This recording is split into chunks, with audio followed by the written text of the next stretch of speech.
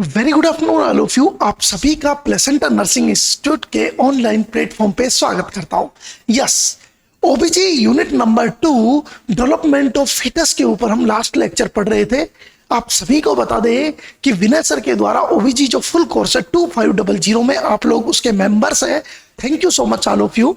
और आप सभी प्ले स्टोर से आप प्लेसेंटा नर्सिंग ऐप पर जाकर ये कोर्स परचेज कर सकते हो। That is the very beneficial course for you. किसी भी कॉम्पिटिटिव एग्जाम, किसी भी आपका जो एज ए कॉलेज स्टूडेंट आप पढ़ रहे हैं तो उसमें भी आप यूज में ले सकते हैं। चलिए, आज हम आपसे डिस्कस कर रहे हैं ओबीजी क्लास नंबर 12। ध्यान से समझना। सबसे पहले नंबर पे यूनिट नंबर 2 के बारे में हम आपसे बातें कर रहे हैं कि यूनिट नंबर 2 किस तरह से होती है।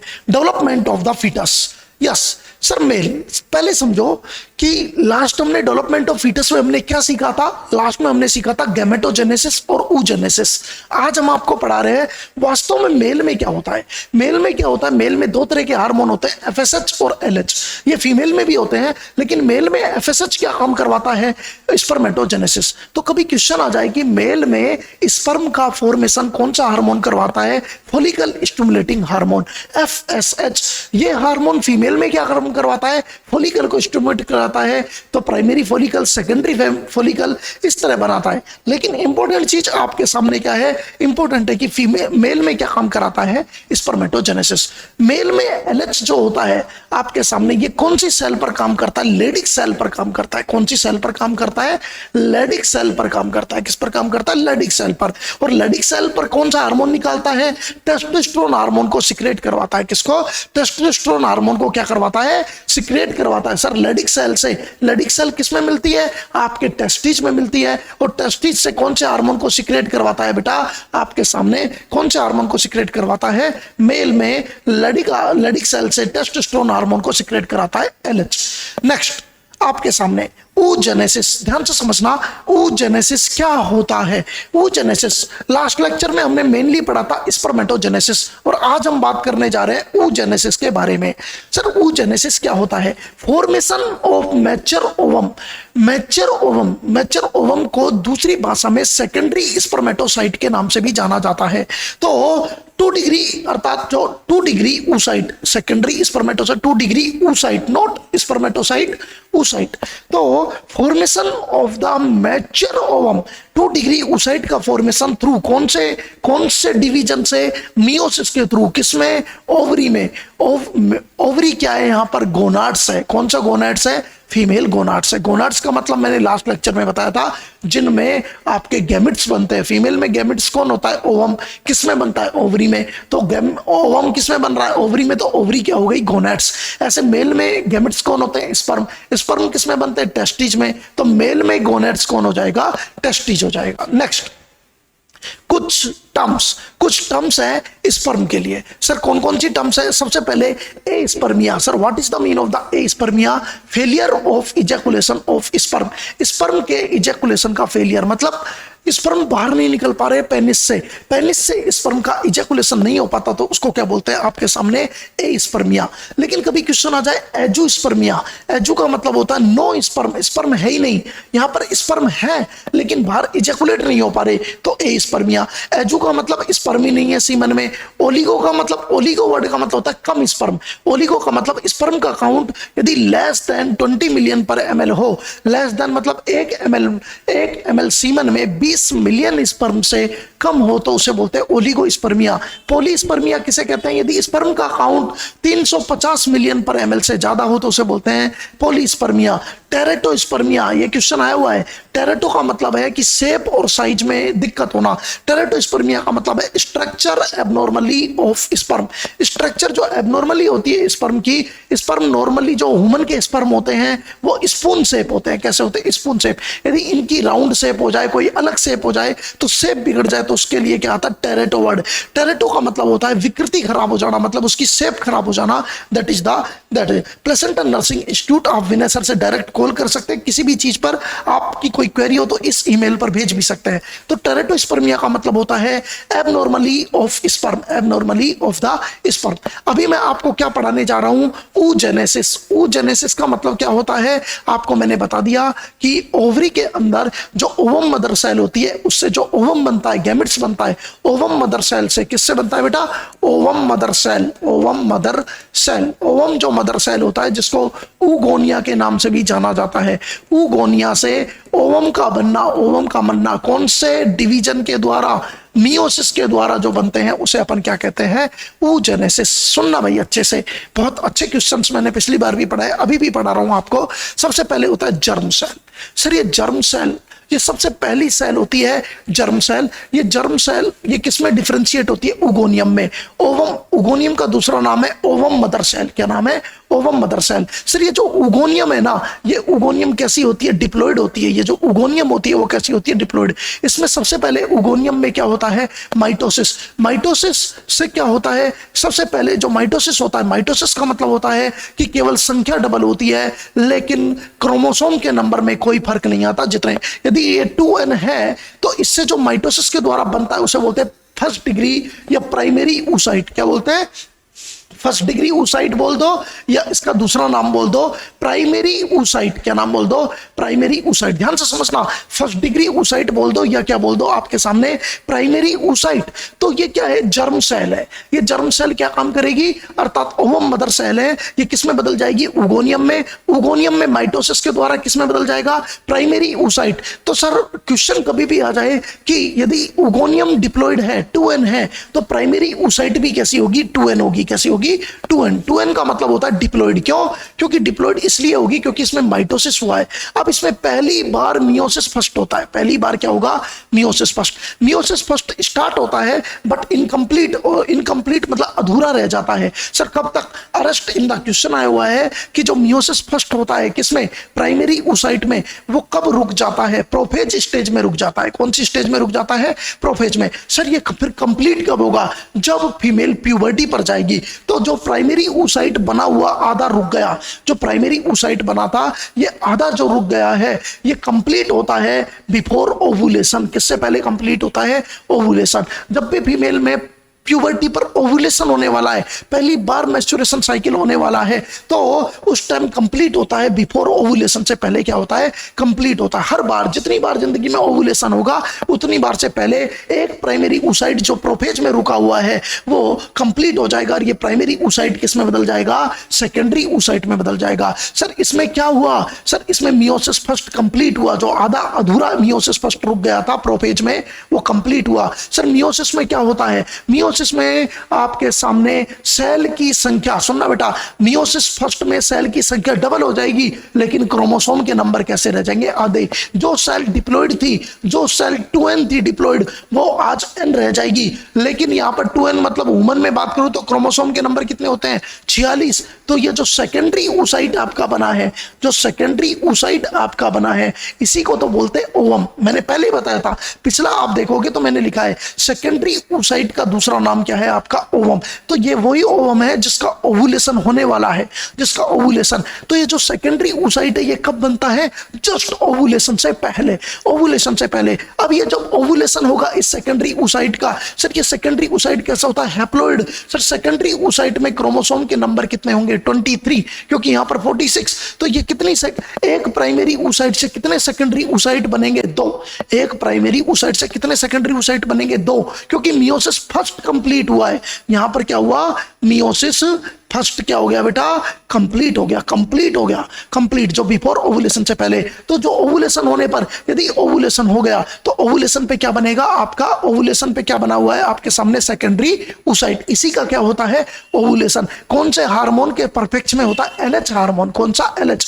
मेल में LH क्या काम कर रहा था, लेडिक सेल पर काम कर रहा था और क्या करवा रहा था, टेस्टोस्टेरोन को, क्या करवा रहा था, टेस्टोस्टेरोन को सिक्रेट करवा रहा था। लेकिन यहां पर टेस्टोस्टेरोन को सिक्रेट करवा रहा था। लेकिन यहां पर क्या है, यहां पर ये यदि दो चीज देखते हैं कि ये ओवुलेशन पर जो ओवम निकला है, ये जो सेकेंडरी oocyte निकला है, ये फर्टिलाइज होगा या नहीं होगा। यदि ये फर्टिलाइज नहीं होता है, यदि ये सेकेंडरी oocyte फर्टिलाइज नहीं होता है, तो सेकेंडरी oocyte डीजनरेट हो जाता है 12 से 14 घंटे में। 12 से 14 घंटे में वेट करता है ये और खत्म हो जाता है। क्या हो जाता है? खत्म हो जाता है। और यदि फर्टिलाइज हो जाता है, दूसरी कंडीशन कौन सी होती है? फर्टिलाइज। सर ये खत्म कैसे हो गया? सर 12 से 14 घंटे में यदि फर्टिलाइज नहीं हुआ, फर्टिलाइज नहीं हुआ, तो ये किस में चेंज हो जाएगा? कार्पस लूटियम में। किस में चेंज हो जाएगा?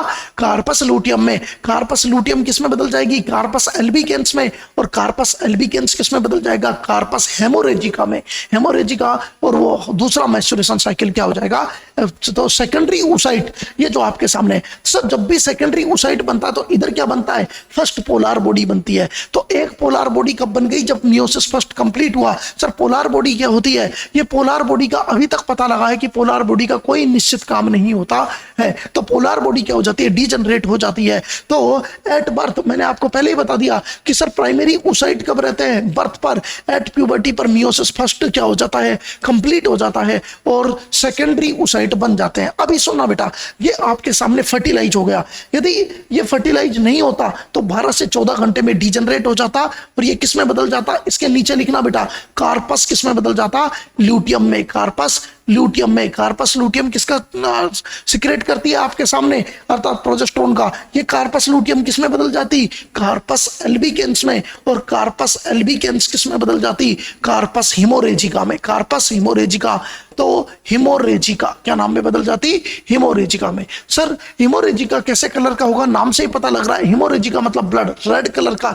एल्बिकेंस कौन से कलर का? एल्बिकेंस वर्ड होता है व्हाइट कलर का। और कार्पस लूटियम कौन से कलर की होती है? आपके सामने लूटियम वर्ड आ जाए तो समझना येलो कलर की। तो तीनों का कलर मैंने बता दिया। और कार्पस हिमोरेजिका जैसे ही बन जाएगा वैसे ही ब्लीडिंग क्या हो जाएगी? स्टार्ट। तो ये साइकिल याद रखना, यदि फर्टिलाइजेशन नहीं होता तो इस तरह से साइकिल खत्म होता है। और यदि फर्टिलाइजेशन हो गया तो मियोसिस सेकंड कंप्लीट हो जाएगा। क्योंकि जैसे ही मियोसिस फर्स्ट कंप्लीट होता है, सेकेंडरी oocyte बनता है, वैसे ही मियोसिस सेकंड स्टार्ट हो जाता है। तो मियोसिस सेकंड मैक्सिमम फीमेल में मियोसिस सेकंड, कई बार क्वेश्चन आता है, मैक्सिमम फीमेल में मियोसिस सेकंड कंप्लीट ही नहीं होता है। क्यों नहीं होता? क्योंकि मैक्सिमम फीमेल में हर बार अंडा फर्टिलाइज थोड़ी होता है, हर बार बच्चे थोड़ी होते हैं। फीमेल को आप देखते हो सबको मेंसेस ही आते रहते हैं। मेंसेस का मतलब फर्टिलाइज नहीं हुआ। फर्टिलाइज नहीं हुआ तो डीजनरेट हो गया। कार्पस लूटियम में, कार्पस एल्बिकेंस में, कार्पस हिमोरेजिका में। और मेंसेस साइकिल ब्लीडिंग फेज क्या हो गई?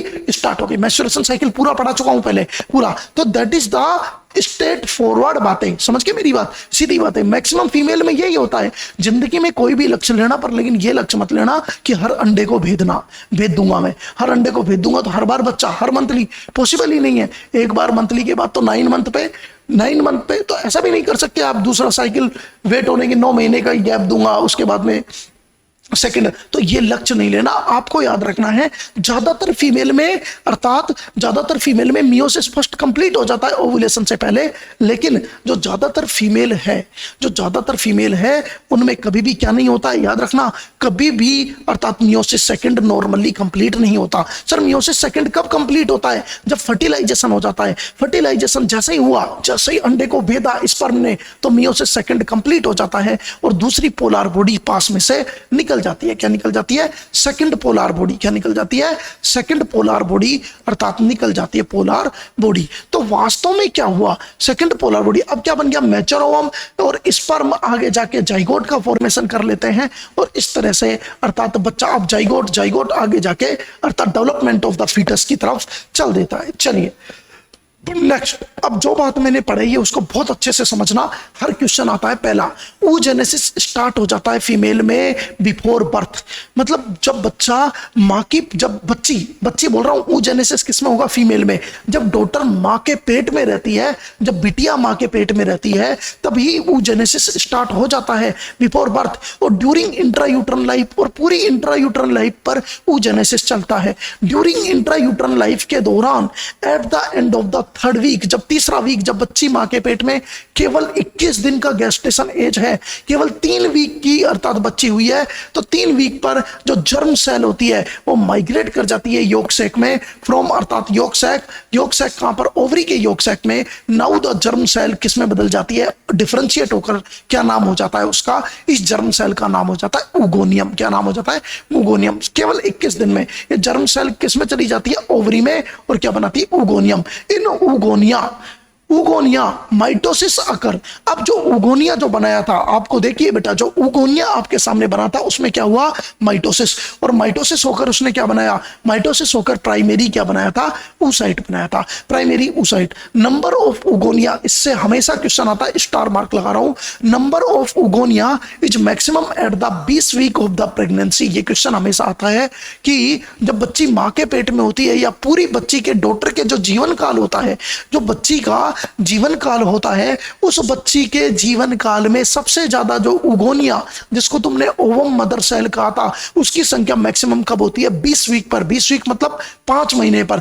20 वीक ऑफ प्रेगनेंसी, 20 वीक का मतलब कई बार महीने में पूछे तो 1 महीने में 4 वीक होते हैं, तो कई बार महीने में पूछे तो बोल देना 5 मंथ। 5 मंथ की जब प्रेगनेंसी होती है, जब बच्ची मां के पेट में 5 महीने की होती है, मां के पेट में, बाहर नहीं बोल रहा, बाहर आने के बाद नहीं, मां के पेट में जब प्रेगनेंसी 5 महीने की होती है, तो उगोनिया की संख्या अर्थात बच्ची के अंदर जो फीमेल, जो बच्ची छोटी बच्ची है, उसमें उगोनिया मैक्सिमम होते हैं, और कितने होते हैं, 7 मिलियन। लेकिन जैसे जैसे बर्थ की तरफ जाते हैं, बट एट बर्थ, लेकिन जब जैसे ही बर्थ पर आते हैं, बट एट बर्थ, लेकिन जैसे ही बर्थ पर आता है तो अबाउट कितना रह जाता है, 2 मिलियन। इसका मतलब डीजनरेट हो गई।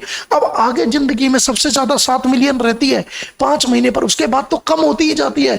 आगे लाइफ में क्या होगा, जो 2 मिलियन बनी है, ये 2 मिलियन में क्या स्टार्ट होता है, प्राइमरी अर्थात सबसे पहले मियोसिस फर्स्ट होना स्टार्ट होता है। कब, जैसे ही बच्ची मां के पेट से बाहर आई और उसमें मियोसिस फर्स्ट स्टार्ट होता है, और मियोसिस फर्स्ट थोड़ा सा होके प्रोफेज अवस्था में रुक जाता है। और कब तक रुक जाता है, जब तक कि फीमेल प्यूबर्टी में नहीं पहुंच जाए। तो ध्यान से समझना, primary oocyte remain in each ovary. Primary जो oocyte होता है वो रिमेन मतलब बना रहता है किसमें, ईच ओवरी में, with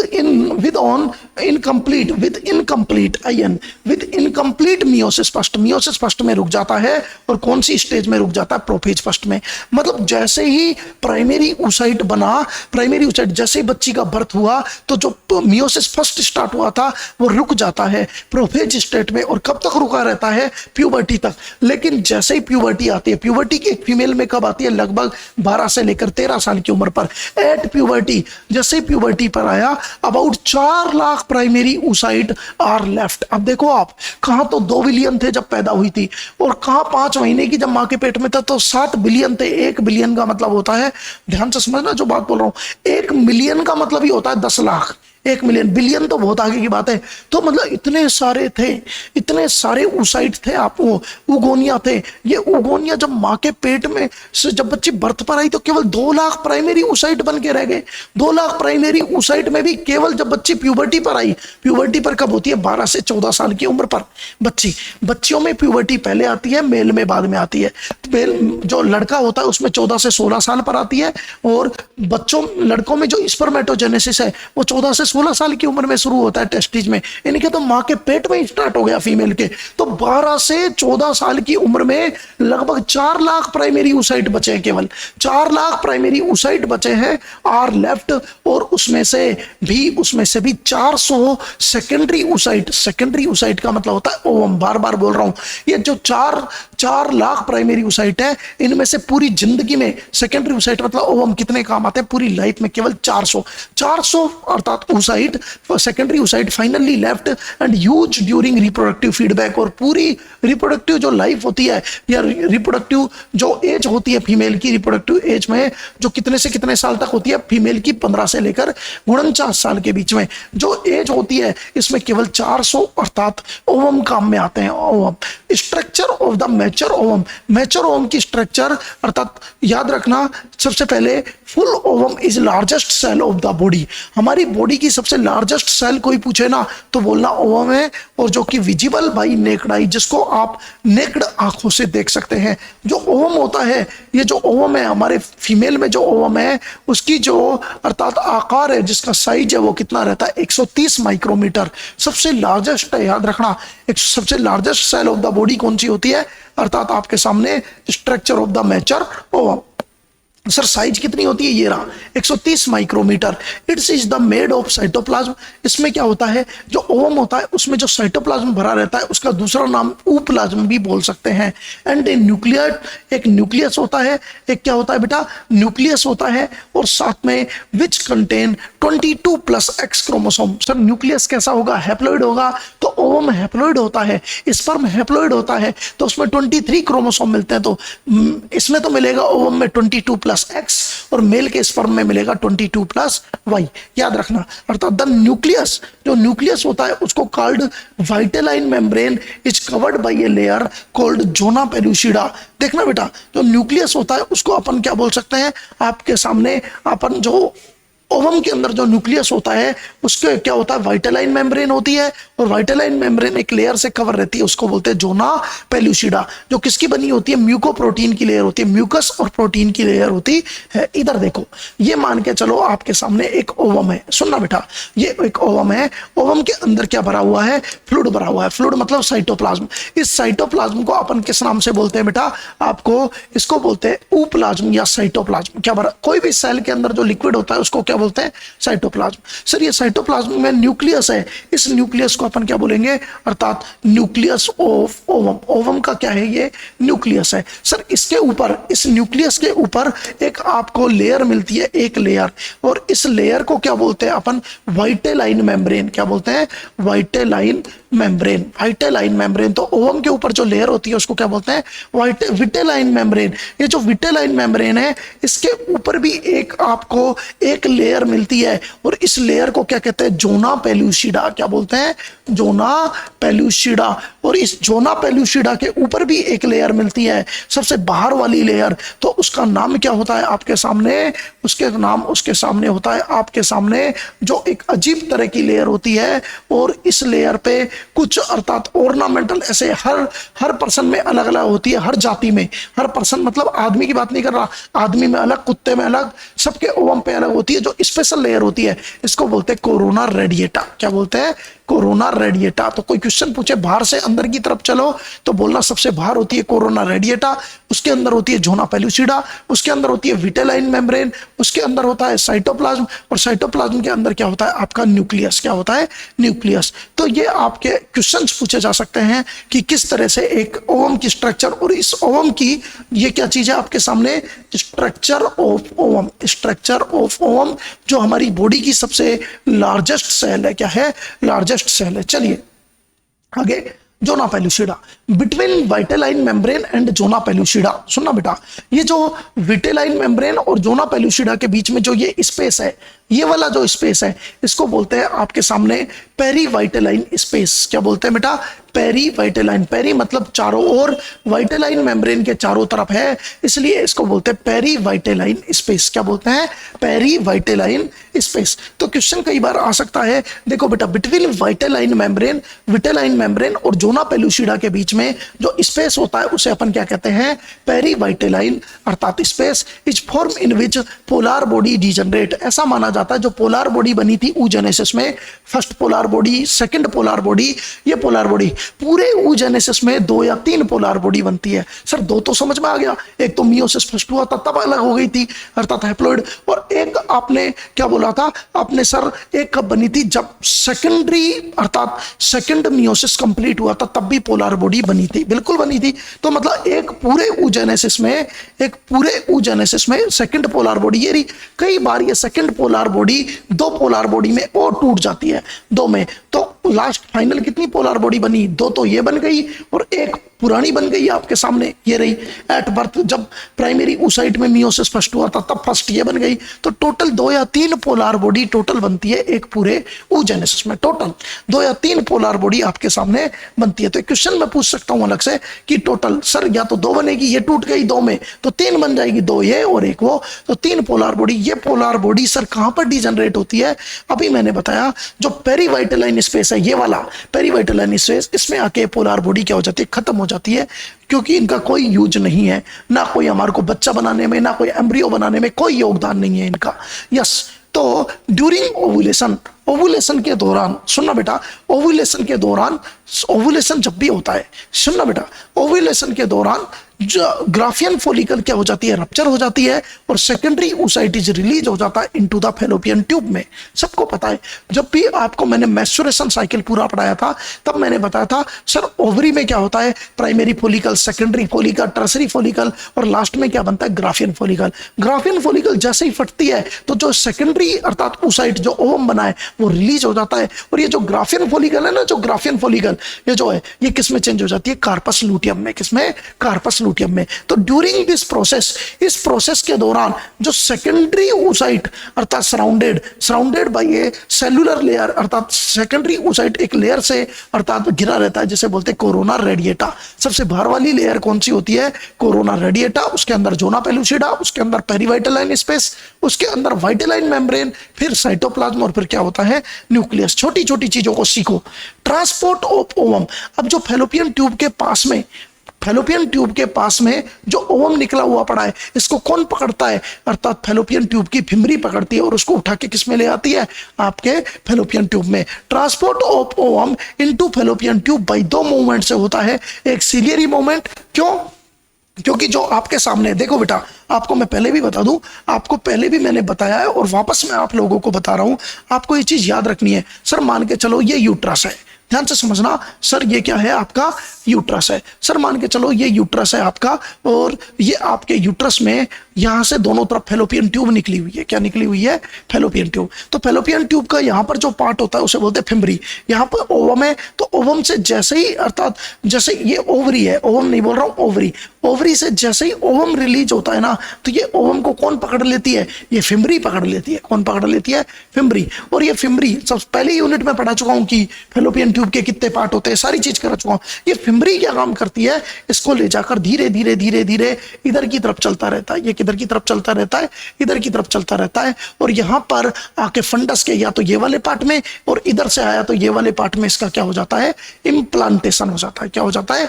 इम्प्लांटेशन। छोटी छोटी चीज सीखते जाओ। सर यहां पर क्या बना, ओवम। सर ये ओवम क्या करेगा, ये ओवम जैसे ही फिमरी ने पकड़ा तो ये ओवम यहां पर जाएगा, और यहां पर इधर से कौन आ रहा है, स्पर्म आ रहा है, और स्पर्म यहां पर आकर, और इस पार्ट को बोलते हैं एम्पुला। फैलोपियन ट्यूब का ये पार्ट क्या, एम्पुला।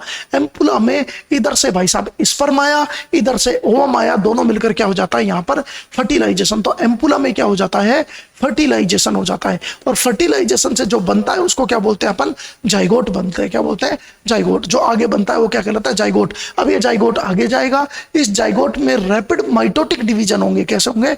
Rapid mitotic division. क्या होंगे बेटा? रैपिड माइटोसिस डिवीजन, अर्थात इन रैपिड माइटोसिस डिवीजन। माइटोसिस कौन से वाले, माइटोसिस, माइटोसिस अर्थात माइटोसिस डिवीजन होंगे, अर्थात किसमें होंगे, ये रैपिड माइटोसिस डिवीजन होंगे। किसके अंदर होंगे? Rapid mitosis division in zygote.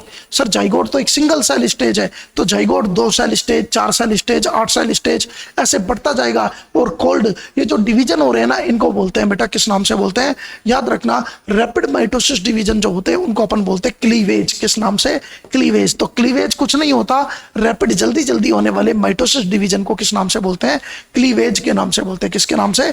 Cleavage. इधर आइए, सब चीज लिख रखी है मैंने, एक भी चीज। तो ट्रांसपोर्ट, ये जो ओवम है ना, ये आगे कौन से मेथड से बढ़ रहा है, सर इसमें जो फैलोपियन ट्यूब होते हैं इसमें छोटे छोटे अर्थात ऐसे हेयर शेप स्ट्रक्चर होती है जिनको बोलते हैं सीलिया। क्या बोलते हैं? सीलिया। तो सीलियरी मूवमेंट के द्वारा और साथ में फैलोपियन ट्यूब में कॉन्ट्रैक्शन होते हैं, इसे बोलते हैं पेरिस्टाल्सिस। क्या बोलते हैं? पेरिस्टाल्सिस। तो 2 मूवमेंट से क्वेश्चन अलग से पूछा गया है कि ओवम फैलोपियन ट्यूब में आगे यूट्रस की तरफ, किसकी तरफ, यूट्रस की तरफ किस अर्थात मेथड से बढ़ता है, तो आप बोलना या तो सिलियरी मूवमेंट, और सिलियरी के साथ में थोड़ा बहुत योगदान किसका होता है, पेरिस्टाल्सिस मूवमेंट का। किसका, पेरिस्टाल, ये सीलिया आगे ऐसे चलाते रहते हैं इसको, ये सीलिया आगे ऐसे चलाते रहते हैं, और साथ में पेरिस्टाल्सिस मूवमेंट्स होती रहती है जिसकी वजह से ये आगे चलता रहता है। देखिए बेटा पुराना ट्रांसपोर्ट ऑफ ओवम, ओवम का फैलोपियन ट्यूब में आगे कौन सी मेथड से बढ़ता है, एक तो सीलिया से और दूसरा कौन सी मेथड से बढ़ता है, पेरिस्टाल्सिस। कौन सी मेथड से, पेरिस्टाल्सिस। हमारे पेट की जो इंटेस्टाइन है ना, उसमें भी खाना कौन सी मूवमेंट से आगे बढ़ता है, पेरिस्टाल्सिस मूवमेंट से बढ़ता है। बहुत इंपॉर्टेंट मूवमेंट्स होती है भाई, बहुत जरूरी होती है। Yes, next fertilisation. अब नेक्स्ट टॉपिक, सर आपको पता है आपने ओवम को आगे बढ़ा दिया, ओवम को आगे की तरफ चला दिया, अब ओवम आगे जा रहा है, तो किसकी बात करेंगे, फर्टिलाइजेशन की। एक एक करके, फिर फर्टिलाइजेशन के बाद किसकी बात करेंगे, क्लीवेज की। क्लीवेज के बाद किसकी बात करेंगे, इम्प्लांटेशन की। फिर बच्चा बनाएंगे धीरे धीरे। तो डेवलप, आपकी यूनिट का नाम ही है डेवलपमेंट ऑफ फीटस। क्या नाम है, डेवलपमेंट ऑफ फीटस। तो चलिए नेक्स्ट, फर्टिलाइजेशन। फर्टिलाइजेशन क्या होता है, इन दिस प्रोसेस, इस प्रोसेस में एक स्पर्म और एक ओवम, ओवम का दूसरा नाम क्या होता है, सेकेंडरी oocyte, दोनों मिलते हैं। So resulting in the formation of, और दोनों के मिलने की वजह से किसका फॉर्मेशन हो जाता है, जाइगोट का। जाइगोट एक सिंगल सेल स्टेज है, क्योंकि सिंगल सेल स्टेज है, सिंगल सेल, क्योंकि दोनों मिलकर एक सेल बना लेते हैं, स्पर्म और ओवम। और लेकिन सिंगल सेल में भी कैसी है, डिप्लॉइड। कैसी है, डिप्लॉइड। 2n, क्यों, n और n दोनों मिलकर क्या बनाते हैं, 2n। प्रोसेस ऑफ फर्टिलाइजेशन, समझना भाई, प्रोसेस ऑफ फर्टिलाइजेशन। फर्टिलाइजेशन का क्या प्रोसेस है, प्रोसेस क्या होता है, कैसे फर्टिलाइजेशन होता है। ड्यूरिंग सेक्स, जब एक पर्सन एक फीमेल के साथ में सेक्स करता है तो एक बार में वो 200 से लेकर 300 मिलियन स्पर्म इंसेमिनेट करता है। किसमें, मैंने पहले ही बता दिया, इंसेमिनेशन इजेकुलेशन में क्या अंतर है, आपको यूनिट पहले में ही बता रखा है। उसी दिन नोट्स बना लिया करो, साथ की साथ लिखा करो। आपके हाथ से लिखे हुए नोट्स बेस्ट नोट्स होते हैं। ड्यूरिंग सेक्स, सेक्स के दौरान अबाउट 200 से 300 मिलियन स्पर्म आर डिपोजिट, किसमें, वेजाइना में, अर्थात डिपोजिट किए जाते हैं एक आदमी के द्वारा। मैनी ऑफ स्पर्म, इनमें से बहुत सारे स्पर्म डिस्ट्रॉय हो जाते हैं by acidic pH of the vagina. Vagina की नॉर्मल पीएच होती है 4 से 5। फीमेल के लिए तो अच्छी बात है, क्योंकि फीमेल के अंदर बैक्टीरिया को पनपने नहीं देती, तो फीमेल के लिए। लेकिन मेल के स्पर्म के लिए गलत बात है, बहुत सारे स्पर्म को मार देती है। तो वेजाइना के अंदर, क्योंकि वेजाइना से हमको तो स्पर्म यूट्रस से पार करा के फैलोपियन ट्यूब के भी एम्पुला में पहुंचाने हैं, तो स्पर्म को शक्ति चाहिए। तो बहुत सारे स्पर्म अर्थात इस एसिडिक पीएच में मर जाते हैं वेजाइना की में। ओनली 1% ऑफ स्पर्म, जितने भी आपने 200 से 300 मिलियन डाले हैं ना, तो इसका 1% लगभग 2 मिलियन। 2 मिलियन भी बहुत होते हैं, 1 मिलियन में 10 लाख होते हैं, तो 2 मिलियन का मतलब 20 लाख। तो 1% जो स्पर्म है वो रीच कहां तक पहुंच पाते हैं, सर्विक्स तक, सर्विक्स का। उसमें से भी केवल 1000 जो स्पर्म होते हैं वो क्या होते हैं, कैपेसिटाइज होते हैं। कैपेसिटाइज मतलब अपने आप को योग्य होते हैं, वो जाके आगे की तरफ दौड़ करना स्टार्ट करते हैं। क्योंकि आपको पता है स्पर्म का जो बीच वाला पार्ट होता है जिसको बोलते हैं माइटोकॉन्ड्रिया, ये जो माइटोकॉन्ड्रिया होता है ना, ये स्पर्म का एनर्जी वाला पार्ट होता है। एनर्जी, इसे पावर हाउस ऑफ स्पर्म भी कहते हैं। तो ये माइटोकॉन्ड्रिया मिडिल पीस जो स्पर्म का होता है वो इसको एनर्जी देता है। कैपेसिटाइज होते हैं एंटर द, और किसमें एंटर करते हैं, एफटी मतलब फैलोपियन ट्यूब में। तो 30 से 60 मिनट का टाइम लगता है इनको कैपेसिटाइज होने में। एंड अबाउट 300 से 400, और उनमें से भी जो तुम कह रहे हो 1000 है, 1000 में से भी 300 से 400 स्पर्म रीच एट कहां तक पहुंच पाते हैं, सेकेंडरी oocyte। सेकेंडरी oocyte किसका दूसरा नाम है, ओवम। ओवम तक पहुंच पाते हैं। और इन 400 में से भी एक बढ़ेगा, सिर्फ ओवम से एक आगे। दे रिलीज, और ये क्या करते हैं, ये 300 से 400 मिलकर रिलीज करते हैं, अर्थात कौन सा हार्मोन रिलीज करते हैं बेटा, अर्थात दे रिलीज, अर्थात हाइलोरुनिडेज। कौन सा, हाइलोरुनिडेज एंजाइम सीक्रेट करते हैं। सर ये कहां से निकलता है, एक्रोसोमल कैप से निकलता है। जो आगे की जो कैप होती है स्पर्म के आगे की, जो एक कैप होती है, ये जो कैप होती है, जो स्पर्म के हेड के ऊपर जो कैप होती है उसको बोलते हैं एक्रोसोम। क्या बोलते हैं, एक्रोसोम। तो इस एक्रोसोम कैप से कौन सा अर्थात एंजाइम निकलता है, हाइलोरुनिडेज। और ये क्या काम करता है, एंड डिजोल्व कर देता है corona radiata. Sir corona radiata कहां होता है, सर आपने बताया था, बिल्कुल बताया था आपने, देखा सबसे बाहर वाली ओवम की लेयर का नाम क्या होता है, कोरोना रेडिया। तो कोरोना रेडिएटा को कौन आपके सामने, इस कोरोना रेडिएटा को कौन आपके सामने डिजोल्व करता है, तो आपको याद रखना है सर कौन डिजोल्व करता है, हाइलोरुनिडेज एंजाइम। मतलब 300 से लेकर 400 स्पर्म का हाइलोरुनिडेज मिलकर कोरोना रेडिएटा को हटा तो दिया, लेकिन उन 400 में से केवल एक जो सबसे पहली बार ओवम से भिड़ गया वो भिड़ गया, उसके बाद सारे स्पर्म खराब हो जाएंगे, एक जो भिड़ गया वही जाइगोट का फॉर्मेशन करेगा। तो सर ऐसा कैसे? जैसे ही एक स्पर्म टच करता है ना, एंटर करता है ना, जैसे कोरोना रेडिएटा के बाद, तो उसमें ऐसे टिपिकल चेंजेस आ जाते हैं ओवम के कि दूसरे को अंदर लेता ही नहीं है। इसे बोलते हैं जोना रिएक्शन। क्या बोलते हैं? जोना रिएक्शन या कोटिकल रिएक्शन। क्या बोलते हैं? कोटिकल। फर्टिलाइजेशन अकर इन एम्पुला। ये भी क्वेश्चन है कि फर्टिलाइजेशन कहां पर होता है? एम्पुला में। एम्पुला किसका पार्ट है? फैलोपियन ट्यूब का। 12 से 24 घंटे के अंदर यदि ओवम 12 से 24 घंटे में फर्टिलाइज नहीं हुआ तो फिर वो खराब हो जाता है, वो कार्पस ल्यूटियम, कार्पस एल्बिकेंस ऐसे बदल जाता है। 12 से 24 hour of the ovulation and 48 से 72 आवर ऑफ द इंस अर्थात आपके सामने इंसेमिनेशन। क्या नाम है? इंसेमिनेशन। मैंने आपको पहले ही बता दिया, यदि आपने जो स्पर्म डाले हैं फीमेल की वेजाइना में स्पर्म को डालना क्या कहलाता है? इंसेमिनेशन। और अपने हाथ से या किसी भी अदर पार्टिकल से अर्थात स्पर्म को बाहर निकालना क्या कहलाता है? इजैकुलेशन। क्या कहलाता है? इजैकुलेशन। तो जो इंसेमिनेशन आपने किया है, इंसेमिनेशन से 48 से 72 घंटे के अंदर, जब से आपने सेक्स किया है 48 से 72 घंटे के अंदर फर्टिलाइजेशन होता है इंसेमिनेशन से, जब से किया है। या ओवम के रिलीज होने के कितने घंटे के अंदर? 12 से 24 घंटे के अंदर। Pregnancy changes very high. Pregnancy changes नहीं है, चांस है। प्रेगनेंसी के चांस CHANC चांस बहुत ज्यादा होते हैं if sexual intercourse take place in a 3 days of window period अर्थात peak level, 2 days before ovulation and 1 day after ovulation. बहुत इंपॉर्टेंट, ये 3 दिन बहुत इंपॉर्टेंट होता है। ओवुलेशन के 2 दिन पहले का टाइम और ओवुलेशन के अर्थात 1 दिन बाद का टाइम। यदि ओवुलेशन के इस 3 दिन के टाइम पर यदि आपने सेक्स किया है तो प्रेगनेंसी के चांस बहुत हाई होंगे। जैसे एक फीमेल में मेंसेस मान के चलो 1 तारीख को आया तो अपन ऐसा मानते हैं लगभग 14 डेज, 14वें दिन ऐसा मानते हैं लगभग 14 डेज पर ओवुलेशन होता है। तो ओवुलेशन 14 डेज पे यदि 14 तारीख को ओवुलेशन हो रहा है तो 12 तारीख से लेकर जो 15 तारीख के बीच का टाइम है, क्यों?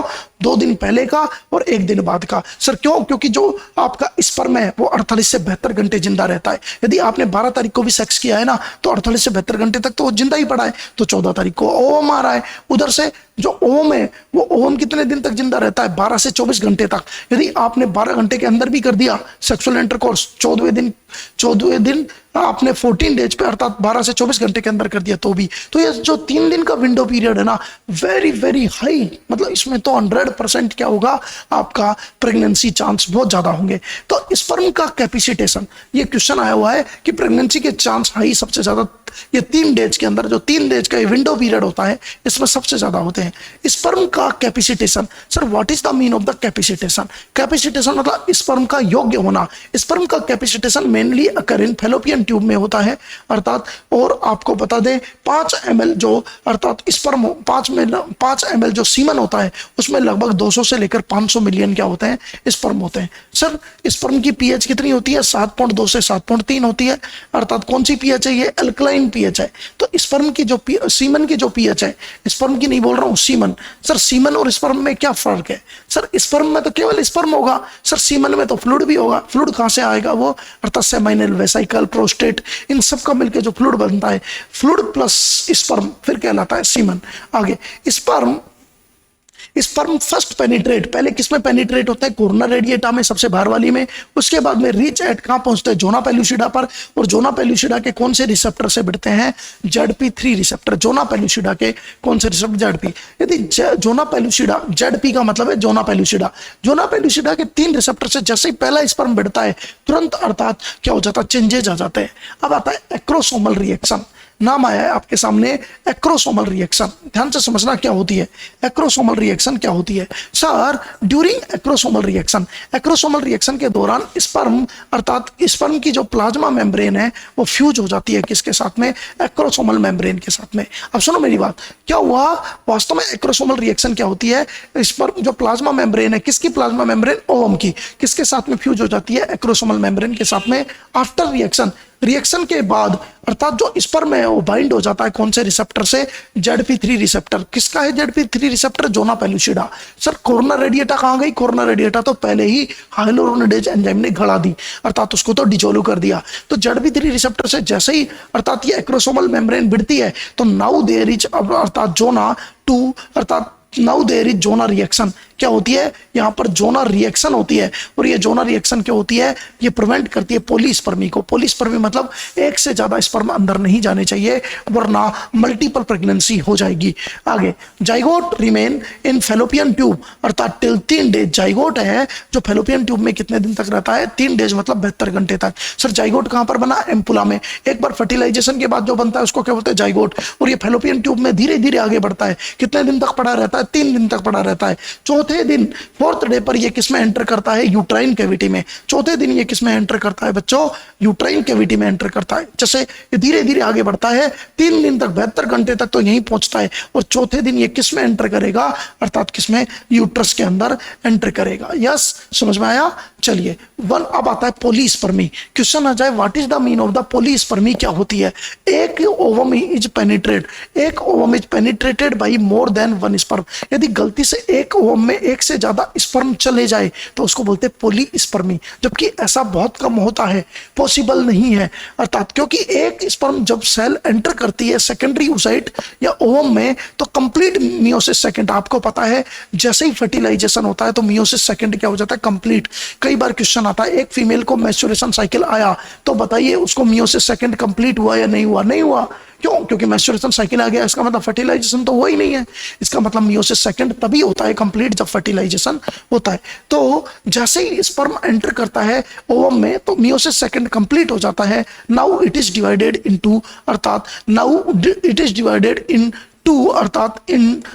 अर्थात ये ध्यान से समझना, ये आपके सामने मियोसिस सेकंड कंप्लीट हो गया और नाउ डिवाइडेड इनटू अर्थात इससे क्या बन जाता है? एक तो पोलर बॉडी बन जाती है और एक क्या बन जाता है? अर्थात मैच्योर ओवम बन जाता है। क्या बन जाता है? इनटू अर्थात पोलर बॉडी क्या बन जाती है? सेकंड पोलर बॉडी बन जाती है। सर प्रोन्यूक्लियस का मतलब होता है fertilised and second polar body दोनों के न्यूक्लियस मिल जाते हैं। किस किस के?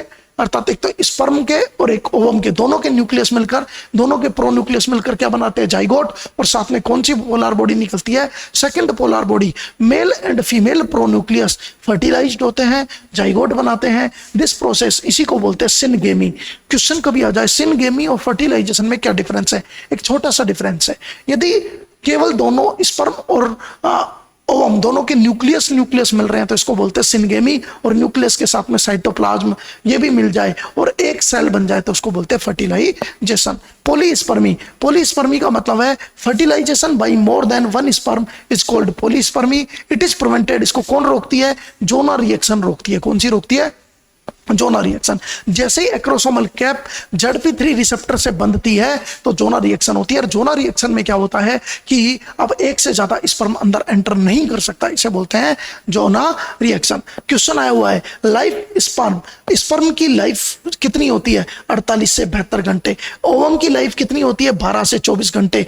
रिस्की पीरियड यदि एक फीमेल में प्रेगनेंसी से बचना है तो कौन से दिन के बीच में सेक्स मत करो? 10वें से 17वें दिन के बीच में सेक्स मत करो, ऐसा माना जाता है। क्यों? सर 14वें दिन यदि माने 14वें दिन ऐसा माने कि यदि ओवुलेशन होता है आइडियली 14 डेज पे तो 3 दिन तक तो कौन जिंदा रहता है?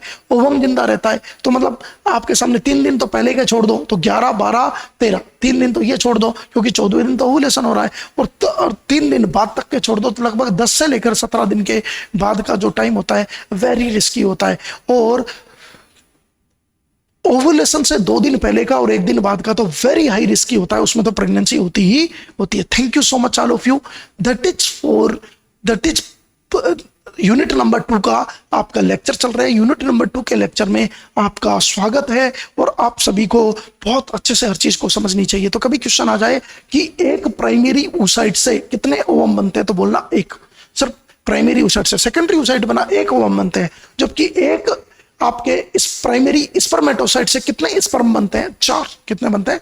4। तो याद रखना, एक प्राइमरी ओसाइट से एक ही ओवम बना था, लेकिन एक प्राइमरी स्पर्मेटोसाइट से 4 स्पर्म बनते हैं। कितने बनते हैं? 4। Thank you so much all of you. समझ आया? आप सभी इस कोर्स को प्लेसेंटा नर्सिंग ऐप पर ज्यादा से ज्यादा अपने दोस्तों को भी बताएं। प्लेसेंटा नर्सिंग ऐप पर जाकर ले सकते हैं, और प्लेसेंटा नर्सिंग ऐप पर आप स्टोर पर जाकर ओबीजी कंप्लीट कोर्स के नाम से इसको खरीद सकते हैं 2500 रुपीज में। Thank you so much, thank you. ये आपके एकेडमिक के लिए भी काम आएगा, आपके कंपटीशन के लिए भी काम आएगा। Best course for you.